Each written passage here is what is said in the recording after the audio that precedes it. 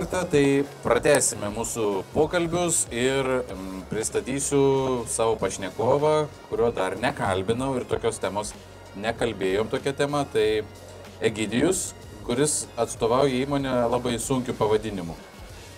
Koks tas pavadinimas? Atstovauju STP projektai. STP projektai? Taip. Aha. Ką daro STP projektai? Mane kviečiasi į projektus, kurie surišti su techninės priežiūros, techninės konsultacijos, defektų nustatymo ir šiaip paprastai konsultacijas, reiškia, bet kuriais klausimais, kas surišta su statybos procesu. Aha, tai jeigu taip išvertus į lietuvių kalbą, tai reiškia, jūs esate tas žmogus, kuris žino, kaip turi būti pastatyta teisingai ir galit nustatyti defektus, jeigu taip nėra. Ar ne? Galima pajuokauti, čia kaip mokslo įstaigai sako, 10 žino tik tai aukščiausiasis, tai visko negalima žinoti, bet mano supratimu aš galiu padėti spręsti kokį 70% problemų, kurios atsiranda statybos eigoje. Visų dalykų neina, dėl to, kad, vėlgi, reiškia, dirbama rangovais, kurie, stengiasi ne viską padaryti kokybiškai ir sąžiningai ir iki ateinant techniniam prižiūrėtojui paslėpia visus defektus. Tai turbūt tas 70% yra realus skaičius. Aha, bet jo, iš tikrųjų tai teisybė, bet yra juk ir visokių neardančių metodų ir ardančių metodų, kaip galima ten ar nepatikrinti, taip pat termovizija, visokie sandarumo testai, dar visokių kitų baisių žodžių yra jūsų arsenale. Tai, ta prasme, jūsų tikslas vis tik yra užtikrinti, ar ne, kad statinys būtų pastatytas taip, kaip jis buvo suplanuotas. Ar taip? Jo, mintis yra labai gerai išreikštos. Tuo pačiu galiu paklausti, Mindaugai, tu pats, kai statėsi namą, ar supratai, kad techninis prižiūrėtas reikalingas pagalbai? Ne. Gal tuo momentu ne.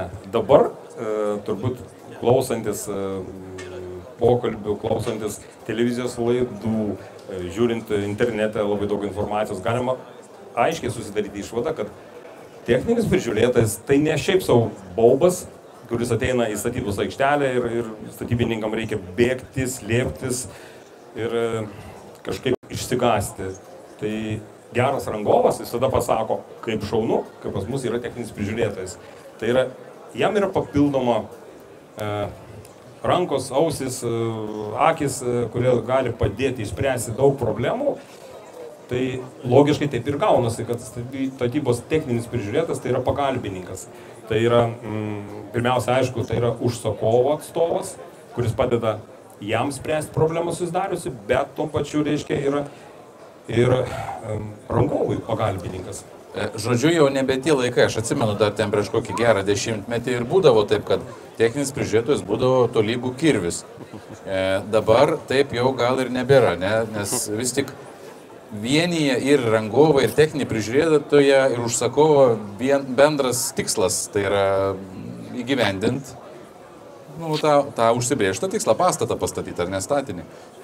Taip, iš esmės, reiškia, statybos dalyviai yra, jeigu taip pasikartojus, tai yra užsakovas, tai yra statytojas, rangovas, yra techninė priežiūra, ir projekto sudarytojai, projekto vykdymo priežiūros gal atstovai. Tai visų tikslas yra bendras - pastatyti statinį, kuris tenkintų užsakovo norus ir užtikrintų statybos techninis reglamentais nustatytus, reiškia, reikalavimus, reiškia, tam pastatui.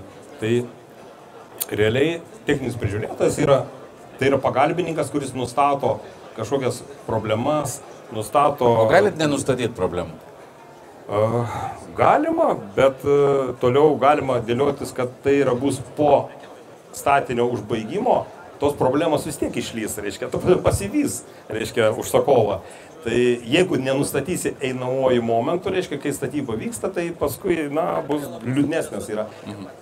Supratau, gerai, tada šiek tiek grįžkim vėl į žemę, daug čia papasakoju tokių Nu, jau labai jau tu stengiais taip žmogiškai pasakyti, aš suprantu, kad yra sudėtinga, bet pabandykim dar kitaip paklausti. Kada yra techninis prižiūrėtojas reikalingas? Kokiais atvejais? Žinau, kad yra bent keletas. Na, techninis prižiūrėtojas yra įstatymų nustatyta tvarka ir yra reglamentuota, kada jisai turi būti, bet kuriuo atveju, jeigu vykdomas... Ne, bet aš turiu menį. Jeigu rangovas yra. Tai yra, mes kalbam dabar turbūt ne apie profesionalią statybą, o kalbam apie turbūt individualią gyvenimų žmonių. Didžioji dauguma yra vis tiek klausytojai individualių. Tai turbūt klausimas taip ir dėliojimas, reiškia, kada jis reikalingas. Tai jeigu viršyje 300 kvadratinių metrų, jisai reikalingas automatiškai. Jeigu yra rangovas, tai rangovo, reiškia, darbus turi priimti techninis prižiūrėtojas, bet kuriuo atveju. Tai ir visais kitais atvejais, jeigu tai yra sudėtingas projektas, yra reiškia, ypatingas statinys, nežinau, kažkokiu būdu gali būti statomas galbūt, nes gal liftas yra projektuojamas, tai jisai turi būti, bet kuriuo atveju turi būti, reiškia, techninis prižiūrėtojas. Bet mano įsitikinimu, techninis prižiūrėtojas reikia visada samdyti. Norint, kad būtų kokybė užtikrinama, tai jisai turi būti to užsakovo ausis ir akis, reiškia.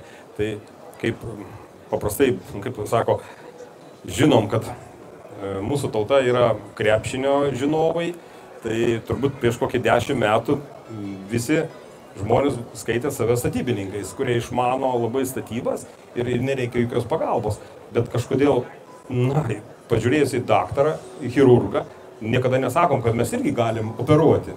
Tai manau, kad šitoje vietoje... Save dar. Jo, dar save. Tai aš šitoje vietoje manau, kad čia techninis prižiūrėtojas reikalingas, nes tai yra vėlgi jo domėjimasis sritis, jo galų gale kompetencija, mokslai, viskas yra surišta į, kad suprasti, reiškia, tos procesus ir išvengti kažkokių klaidų, kurios ateityje tikrai gali virsti į pakankamai finansinę problemą. Taip, gerai, dar patikslinsiu klausimą irgi, ką pats paminėjai, kad, reiškia, techninis prižiūrėtojas taip išeitų, nėra reikalingas iki 300 kvadratinių metrų individualiam namui, bet tuo atveju, kai yra samdomas rangovas, jeigu jis yra samdomas tokiam mažesniam plotui, ar jis yra tada jau privalomas ar ne?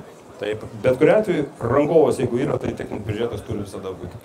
Aha, supratau. Tai rangovas turiu omeny, tiesiog, kuris apsima visą statinį organizuoti pats, ar ne, turbūt taip? Taip. Aha, gerai. O dabar dar kitu atveju, kai mes jau turim esamą pastatą. Ar yra techninis prižiūrėtojas kažkaip ten reikalingas?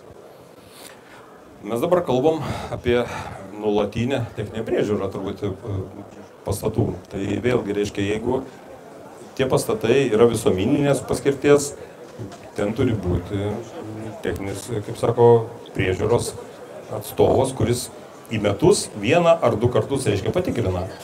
Šiaip, jeigu žmogus, savininko atstovas yra techninės pakraipos mokslų, jis gali pats, reiškia, tikrinti kiekvieną dieną, kontroliuoti situaciją, tai sako, ar pablogėja, ar atsiranda defektai, bet į metus padaryti apžiūrą turi teisę tik atestuotas statybos specialistas. Bet čia turbūt individualiam namui nereikia tokio.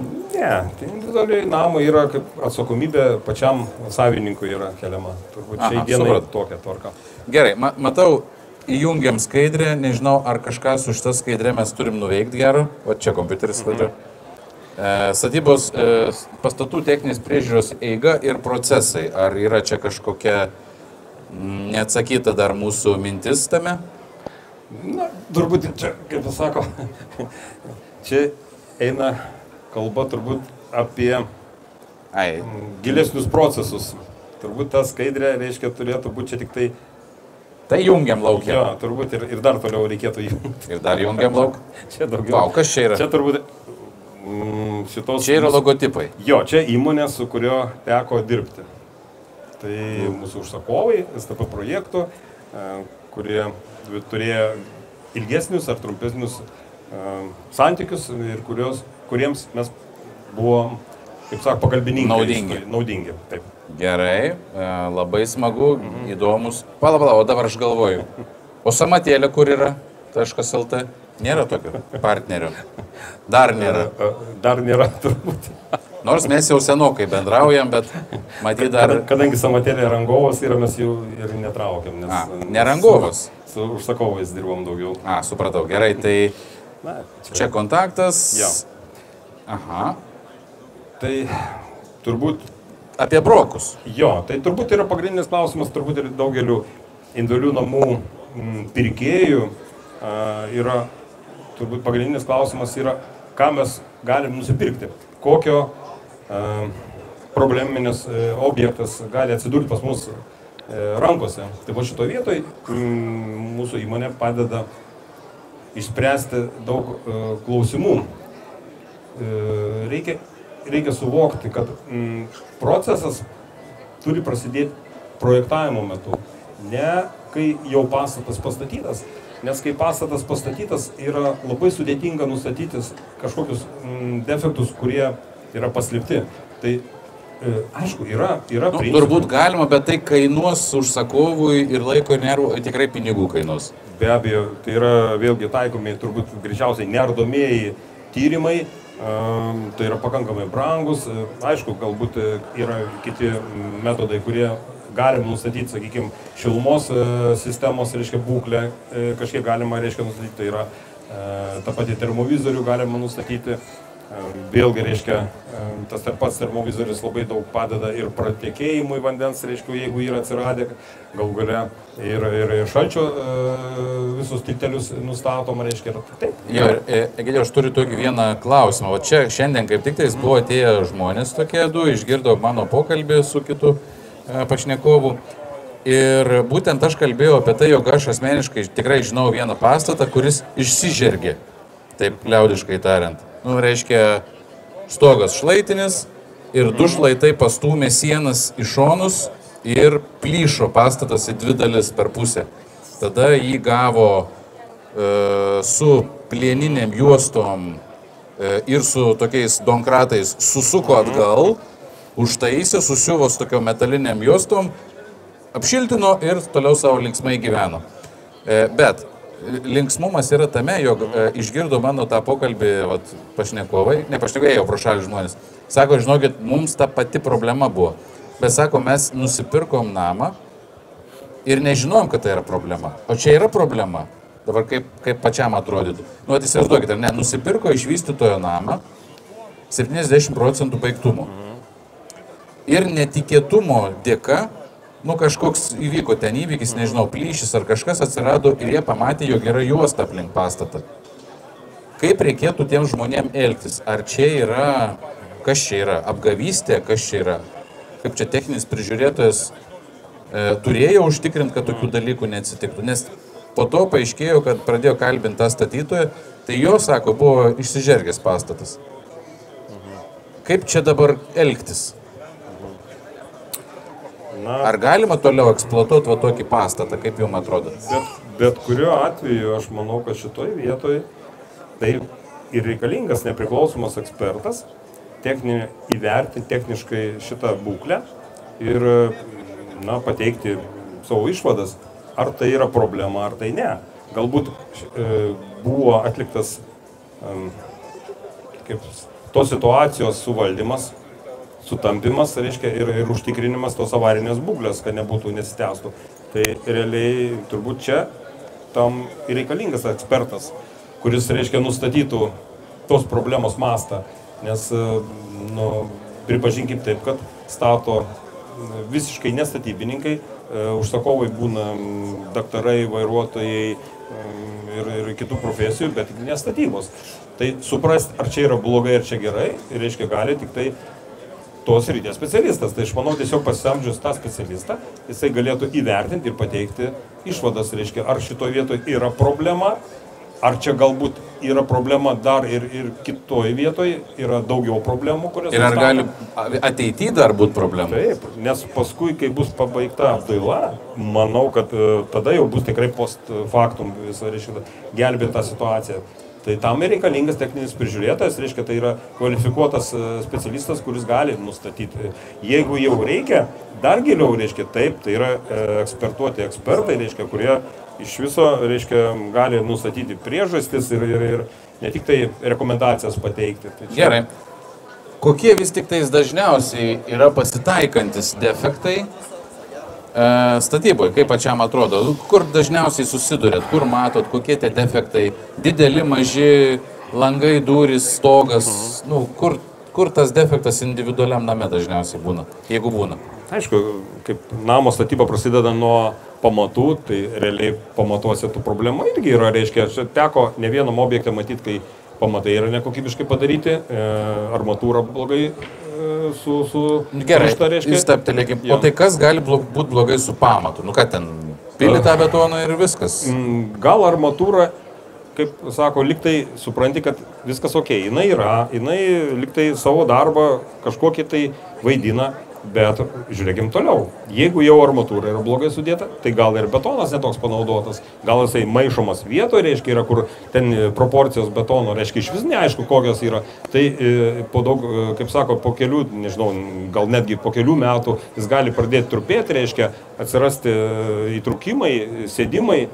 Jeigu blogai pamatas, reiškia, padarytas, tai jis gali sėsti pastatas, tada jau patempia ir viso namo konstrukcijas, reiškia, gali būti ir namo sienas skilta, nu, toliau ir stogas, reiškia, tai čia viskas yra labai surišta. Jeigu pamatas blogai padarytas, tai rezultatas, reiškia, gali būti dar blogesnis. Tai, na, turiu ir vieną praktinį pavyzdį, dabar turim vieną teisminį įvykį, jog irgi statė pirtį, nu nieko ten ypatingo, pirtis 50 kvadratų su didelė terasa, bet statė šalia prūdo. Ir polius labai jau menkučius panaudojo ir nespėjo žmogus dar netgi įsirengti pilnai pirties, dar nespėjo sienų nusidažyti nieko, pastatas skilt pradėjo į dvi dalis. Ir viskas, ir teismas, dabar užsakovas duoda į teismą rangovą, nors dar nie karto nebuvo toj pirty. Tai vat, ką pamatai, pamatų gale ar ne kokia yra?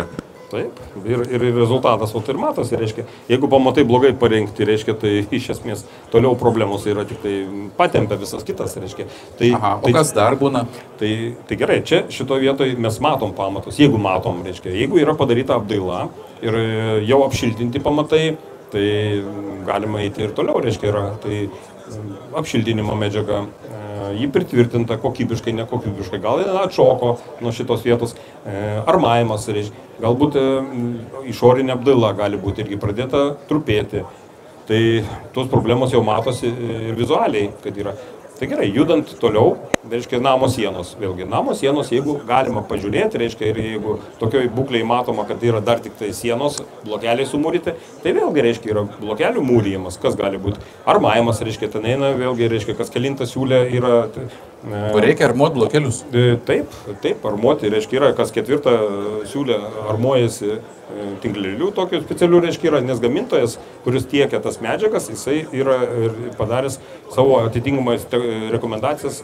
Taip, jis rekomenduoja, kokio dažnumo ir taip toliau. Tai va šito dalyko, jeigu nesužiūrima, reiškia, mes turim problemą su namo sienų skilimais, reiškia, yra. O jeigu namo skyla, reiškia, na, jis dabar galbūt ne dabar suskils, jisai suskils tada, kai bus viduje ištinkuota. Tai prasidės tinkavimas. Tai problemos išaugins į tokį mastą, kad gal to namo netgi vertė toli gražu nebus to remonto, reiškia, išlaidos nepadengs. Tai čia vienas dalykas, jeigu mes kalbam apie individualų namą, jeigu mes kalbam apie kokį 20 aukštį, ar ne, ir įvyko trūkis per vertikalus trūkis. Tai čia didžiulės išlaidos tada? Ja, čia pasiekmes gali būti liūdnos, turbūt. Čia mes Kauno atveju prisiminėm, berods Kaune, kai statybininkai išgriovė laikančias sienas Rusy ir pradėjo judėti pirmo aukšto perdenginiai, tai nu, tų problemų gali begalės būti. Su daugiabučiu, dėl to ir, sakykime, ir šiai dienai remontai daugiabučiuose, jeigu tai yra liečia nešančių sienų, tik su techninio prižiūrėtojo priežiūra, reiškia, yra reikalavimas ir jisai iš esmės yra pagristas, nes be techninio prižiūrėtojo priežiūros negalima nieko ardyti, kas liečia nešančias konstrukcijas. Laikančias, tos pagrindinės. Taip, tai čia turbūt yra ir dėl to reikia suprasti, kad techninio prižiūrėtojo pareiga, tai yra pamatyti tas problemas ir jas identifikuoti ir duoti rekomendacijas, kaip daryti tinkamai, kad, reiškia, ateityje nebūtų tų problemų. O kokią atsakomybę neša techninis prižiūrėtojas? Turis kažkokią atsakomybę ar ne? Jo, su techniniu prižiūrėtoju, reiškia, jeigu yra namo statybai pasirinkamas techninis prižiūrėtojas, tai apsidraudžiama, jis turi draudimą, kuris užtikrina berods 43 400 eurų sumai padengti kažkokius atsiradusios, nežinau, išlaidas, problemas, kurios jisai nenumatė, dar kažką. Tai jo darbas yra užtikrintas. Yra. Tai... Ne, bet apskritai atsakomybė kažkokia, turime ne finansinę atsakomybę, bet ar atsako už kažką techninis prižiūrėtojas? Nu, pavyzdžiui, jeigu man nepatiko tas rangovas, kažkaip akiniai kreivai atrodo, ar aš galiu jam tiesiog aktą surašyti ir viskas? Ar, nu, ta prasme, ar vis tiek yra kažkoks jūsų, kaip pasakyti, jūsų dokumentą aš galiu turbūt ir juridinę prasme naudoti, ar ne? Pavyzdžiui, teisme, jeigu reikia pagrįsti kažkokią tai išvadą. Nu, be abejo, techninis prižiūrėtojas neša atsakomybę, bet tai yra įstatymas, yra, aiškus, statybos įstatyme apibrėžtos funkcijos ir jo pareigos ir atsakomybė. Turbūt įstatymiškai viskas yra sudėliota čia gerai, reiškia, jisai kaip ir rangovas neša atsakomybę, taip ir techninis prižiūrėtojas neša atsakomybę. Tai žodžiu, nu, šiaip dėl to jau ir yra, kad ta atsakomybė ir turi būti, nes jeigu jos nebus, nu, tai mes, kaip sakau, nepatiko ir rašom, ką norim. Gerai, tai dar grįžtant šiek tiek, dar turim kelias minutėlės, dėl tų dažniausiai pasitaikančių defektų. Tai vat, sustojom maždaug ties sienom, kas dar būna? Na, turbūt pagrindinės problemos, kurios labai skaudžiausiai pasijaučia, tai kiauras stogas. Sudėta...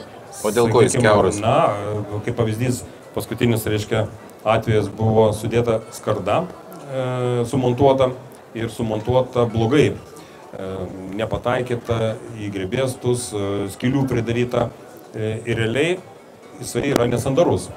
Per tą sogą, per tos skylės bėga vanduo ir jisai kaupiasi ties pirmą izoliacinę plėvelę ir po biškį jisai pradeda judėti į apačią. Tai realiai mes turim ką? Mes turim apšiltinimo medžiagoj drėgmę, ta drėgmė gražiai nusileidžia iki garo izoliacijos, lyg tai nesimato, viskas tvarkoja, garo izoliacija apsaugo kažkiek tai yra, bet iš karto šiluminis efektas būna minusinis, ta prasme iš karto toj vietoj šalčio tiltas atsiranda pelėsis viduj.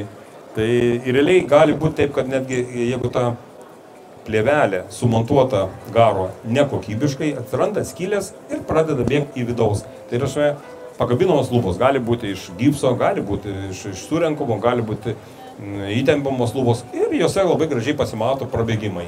Tavrasme, mes turim tą problemą po kažkiek tai laiko, reiškia, ne iš karto, nusipirkus namą, pasistačius, tu gal nematysi tų problemų, bet praeis 2-3 metai, kai ten susidėlios, kiekiai atsiras to vandens, kažkiek pradės, reiškia, tekėti, tai tada tos problemos išlys ir ten jau paprastai taip nebūna. Norint pataisyti tą situaciją, jau turi ardyti. Ir viduj visas lubas ardyti, reiškia, ir stogą reikia ardyti, dangą, reiškia, tai finansiškai kerta labai yra.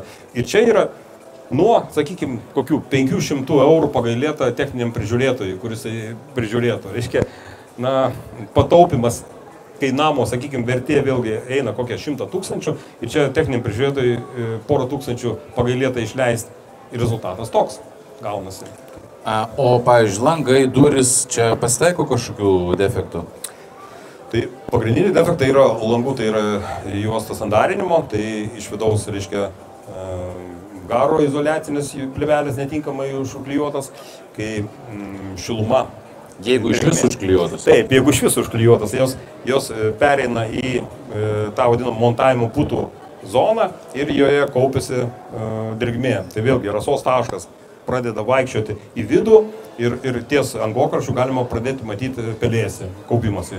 O jeigu pelėsis pradeda kauptis, ten yra labai sudėtinga jį išnaikinti. Neužtenka vien chemijos antipelėsinių skysčių ištepti ir, reiškia, pasakyti, kad okei, čia mūsų darbas baigtas. Ne, jisai po kiek laiko vėl lenda į viršų.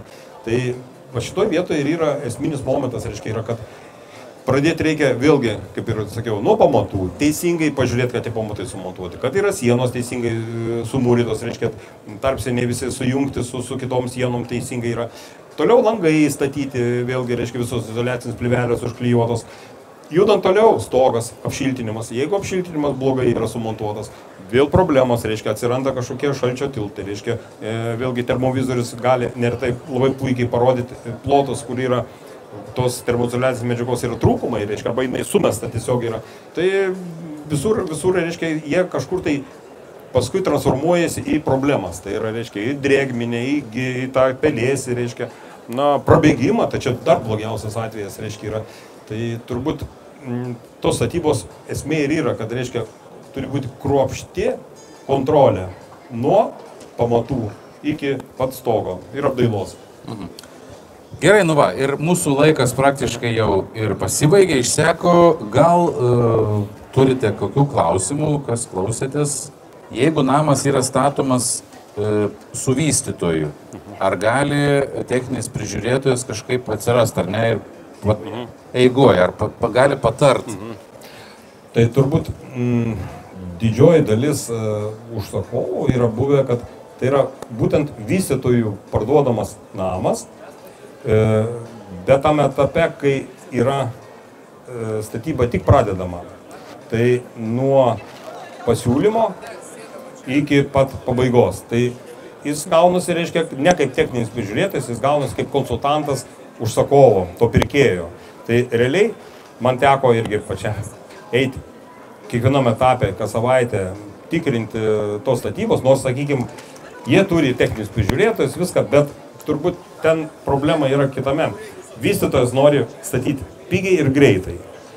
Ir jų techninis prižiūrėtojas gaunasi toks labiau pateisinantis statytojo kažkokius sprendinius, o ne pirkėjo poziciją atstovaujantis. Tai va šitoj vietoj pirkėjas gali remtis ir jo teisė yra sutartinė. Pirmiausia, aišku, sutartiniais dalykais, reiškia, yra ir tikrinti ir pateikti savo išvadas, kad šito vietoje yra negerai. Na, aš išversiu irgi lietuvių kalbą dar. Tai labai sveikintina, jeigu žmogus suvokia, kad reikia techninio prižiūrėtojo perkant iš vystytojo. Šiaip vystytojas, sakau, aš asmeniškai sutikau per savo gyvenimą vieną vystytoją, kuris labai nuoširdžiai stengiasi dėl savo pirkėjų, bet visi kiti, sakyčiau, yra, aš kalbu apie individualių namų. Tai čia reklama galėtų pasidalinti to vystytojo, turbūt žmonėms daugam patikės. Bet ta prasme vis tiek, ar specialiai ar nespecialiai, jie vis tiek yra suinteresuoti į taupimą. Ir kartais tas taupimas, tikrai yra ne pirkėjo naudai.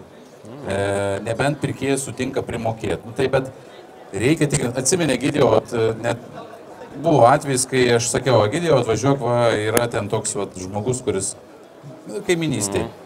Bet pats žmogus nenorėjo jo paslaugų. Jisai sakė, važiuok, čia nesąmonė, tai atsisveikinot gražiai ir tuom ir užsibaigė.